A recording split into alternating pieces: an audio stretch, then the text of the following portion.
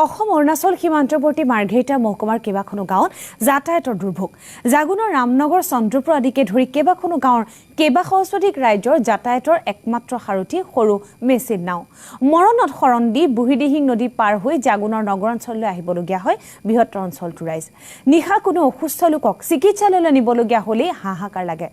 ৰাইজৰ এটাই দাবী, জাগুন ঘাটত লাগে এখন স্থায়ী দলং। আৰু আমাক এই সন্দৰ্ভত অধিক জনাব সাংবাদিক মানস প্ৰতিম গগৈ। হয়, মই বৰ্তমান উপস্থিত আছোঁ মাৰ্ঘেৰিটা সমষ্টিৰ জাগুনৰ এটা অঞ্চলত, যিটো অঞ্চলত বুঢ়ীদিহিং নৈৰ ওপৰত এখন দলঙৰ বাবে সুদীৰ্ঘ বছৰে ইয়াৰ স্থানীয় ৰাইজে জমৰ যাতনা ভুগিবলগীয়া হৈছে। মই ইয়াৰ স্থানীয় এজন লোক আছে, তেখেতৰ পৰা জানিবলৈ চেষ্টা কৰিম ইয়াত দলং নথকাৰ ফলত কি ধৰণৰ অসুবিধা হৈছে আৰু এই ঠাইডোখৰৰ নাম আৰু সকলো কথা ক'ব। জয়তে মই নিউজ লাইভ চেনেলক আপোনালোকক ধন্যবাদ জনাইছোঁ। আজি 1972 চনতে এই জেগাটো প্ৰতিষ্ঠা হোৱা এইটো এটা বৃহৎ ডাঙৰ অঞ্চল। বৰডুমচাৰ পৰা ধৰি আপুনি আনকি টেকেৰী, মহং, পেঙেৰী, কাঠনি, ৰামনগৰ, চন্দ্ৰপুৰ, ইয়াত বিভিন্ন ধৰণৰ ৰাইজ ব্যৱসায় বাণিজ্য, বেমাৰ আজাৰ, স্কুল ক্ষেত্ৰত পাৰ হয়। ইয়াত বহুতখিনি সমস্যাৰ সন্মুখীন আছে। ইয়াত আমি বহুত নিবেদন কৰি আজি পৰ্যন্ত দলং এখন নাপালোঁ।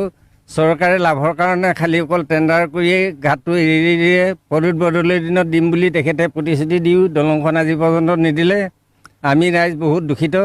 আমি আপোনালোকৰ থ্ৰুৱেদি চৰকাৰক অনুৰোধ জনাওঁ যে আমাক দলং এখন দি এই সমগ্ৰ ৰাইজৰ উপকাৰ সাধন কৰে বুলি চৰকাৰৰ ওচৰত আমাৰ এই বিনম্ৰ অনুৰোধ।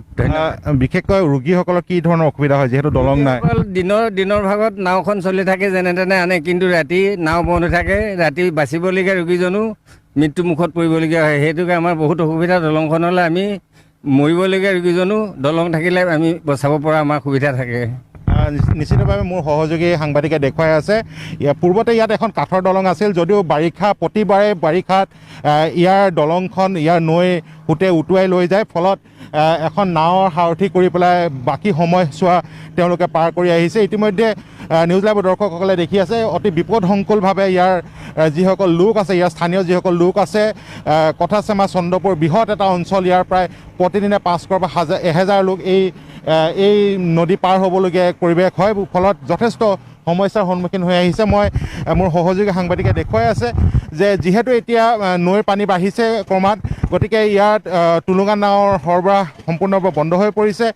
পূৰ্বতে ইয়াত এখন কাঠৰ দলং আছিল, যদিও এই কাঠৰ দলংখন ইতিমধ্যে পানীয়ে উটুৱাই নোৱাৰ ফলত ইয়াৰ যি স্থানীয় ৰাইজে যথেষ্ট সমস্যাৰ সন্মুখীন হৈছে। মই ইয়াৰ কিছু স্থানীয় লোক আছে, তেখেতসকলৰ ওচৰলৈ যাবলৈ চেষ্টা কৰিছোঁ। কি ধৰণৰ অসুবিধা হয়? আপোনালোকৰ অসুবিধা হয়? এই কি অসুবিধা হ'ব মানে, বেমাৰ আজাৰ হ'লে লৈ যাব অসুবিধা হয়। এইটো গাড়ী পাৰ হ'বলৈ, বাইক পাৰ হ'বলৈ দিগদাৰ হয় আমাৰ নিজৰ গাঁওবাসী।